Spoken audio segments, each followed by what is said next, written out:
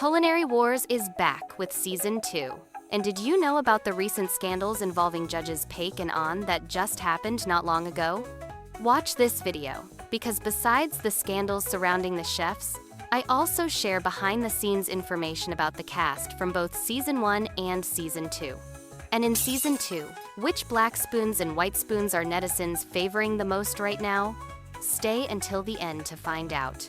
I am Jenny, your Korean battle show analyst, so smash that subscribe button and let us get into it. The judges, one scandal empire versus one clean king. Let us start with the judges, because the contrast is wild. Paik Jong-won went from Korea's culinary kingpin to public enemy #1 in basically 4 months, and it is genuinely insane. This whole mess kicked off in February 2025, when people started side-eyeing his premium ham.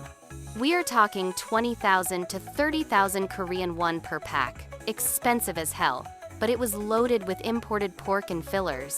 The audacity, right? Especially when this man built his entire brand on being Mr. Authentic Korean Ingredients and support your local farmers. The internet immediately went feral. By March, prosecutors indicted him for mislabeling products.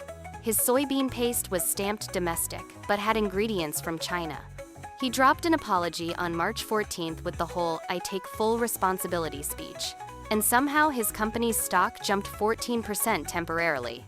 But the public was not buying it. Trust was already in the dumpster. The climax came on May 6th, when he uploaded a major apology video announcing that he was stepping away from television indefinitely, except for pre-produced shows like Culinary Class Wars Season 2, which was ironic timing.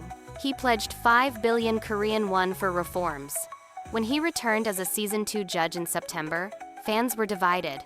Viewers noticed he was judging differently, less authentic, and copying Chef An's vibe with all this delivering on intention talk instead of his usual relaxed Season 1 energy.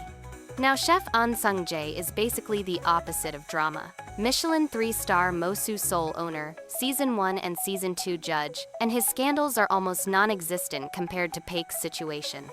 In March 2025, there were allegations about harsh language toward employees, but he addressed it immediately. He said it was not personal attacks, just high-pressure kitchen standards. No formal charges, and the issue was resolved internally. In June, he signed with an entertainment agency for more television appearances. The only realty comes from October 2024, when he admitted that he and Paik did not get along during Season 1. There has been speculation that they had tension over ingredient sourcing, especially with everything that later happened to Paik. But An still came back for Season 2, so either they worked it out or the check cleared. Fans respect him because he judges with zero pretense, strict standards, no nonsense. If your dish is average, he will tell you. The contrast between these two is stark. Cast scandals and behind-the-scenes tea. If you thought the judges had drama, Season 1's cast said "hold my knife."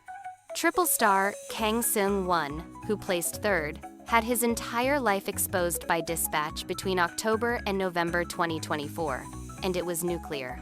We are talking cheating, ghosting, threats, verbal abuse, and embezzlement.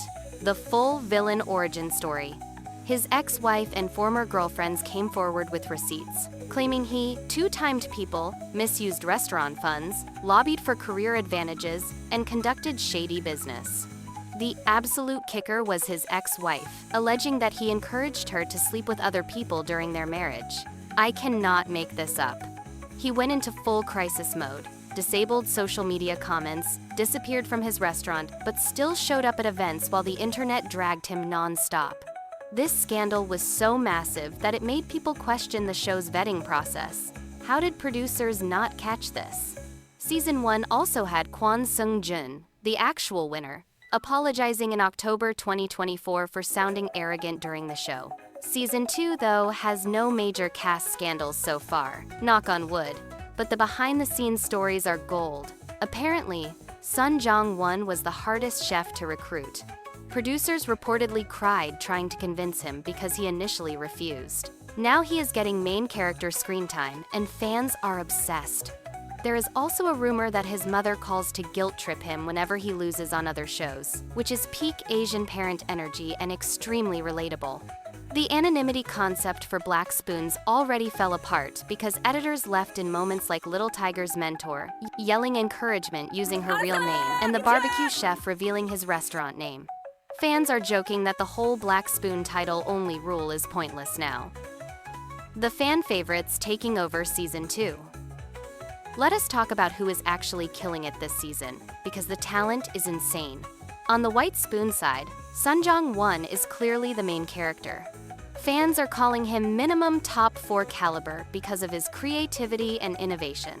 What is hilarious is that people who know him from Chef in My Fridge are having their brains short-circuit watching him be so serious here, because on that show he is pure chaos. Behind the scenes tea, he is learning temple cuisine, which connects to his friendly chemistry with Venerable Sunjae during judging. For Black Spoons, the favorites list is stacked. Little Tiger, Brewmaster, Fanmaster, and French Papa are getting major love for their unique charm that does not feel like Season 1 repeats. Iron Arms is inspiring everyone despite his disadvantages. He made handmade noodles while his rival brought a machine, and fans are rooting for him hard. There is also stronger Chinese cuisine representation this season. Ho Dok-juk is described as a bolder master, and Wok Witch is being positioned as the next Chinese cuisine queen after Season 1. Other standouts include Culinary Monster, Loner Hole in the Wall. A funny detail people keep mentioning is that Little Tiger resembles actress Jung So-min. What is working and what is not in Season 2? Let us be real about Season 2's strengths and weaknesses so far. On the positive side, the production choices are chef's kiss. Fans are loving the ASMR-style editing that removes background music to highlight knife sounds, textures, and crunch. It gives high-end food documentary vibes and genuinely improves immersion compared to noisier cooking shows. The strict handicaps for returning contestants are also smart, preventing them from dominating and keeping later rounds unpredictable. The wholesome atmosphere is another win. White Spoons actively support Black Spoons with genuine encouragement and personal stories, which feels refreshing compared to Season 1's more cutthroat energy. Now for the weaker points. Round 1 feels imbalanced but efficient with solo judging. While Chef On's consistency earns respect, some viewers want clearer structure. The culinary innovator eliminations sparked debate. His molecular gastronomy apple dessert with blown sugar and hot-cold contrast was criticized as outdated, being a technique over 20 years old.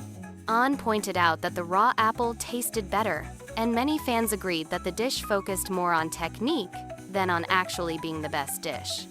Opinions are also divided on Venerable Sunjae. She is praised for representing Korean temple cuisine and food culture, but some worry her restrictions could limit creativity in team challenges. The New York chef challenging her is seen as ambitious, and fans are curious to see how that plays out. The biggest complaint is simple. There are only 3 episodes so far, and people are desperate for more.